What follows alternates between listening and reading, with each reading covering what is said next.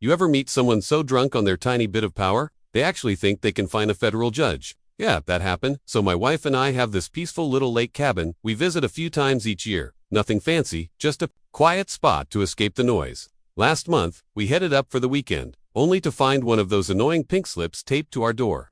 A fine from the HOA for unauthorized outdoor furniture, which, by the way, was 2 folding chairs and a portable grill. Seriously, my wife read it, rolled her eyes, and tossed it in the trash. She said, "Let them come talk to me in person."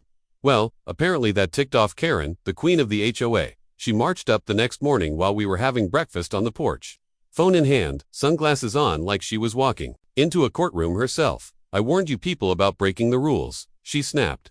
"That fine is due today, or I'm calling the cops." I laughed, I said, over some lawn chairs. But my wife stood up calm as ever and said, "Ma'am, you're welcome to call whoever you like." And she did. 15 minutes later, 2 officers showed up. Karen strutted over to them like she'd won the war. Smug, smug, smug. Until my wife pulled out her ID. That the moment those officers saw it, federal judge, United States District Court, everything changed.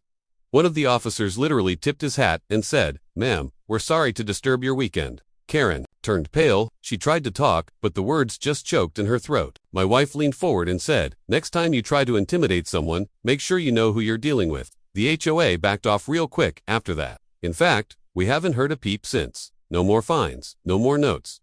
Karen, haven't seen her once. Moral of the story: power doesn't come from a clipboard and a whistle. It comes from knowing the law, and sometimes being the law.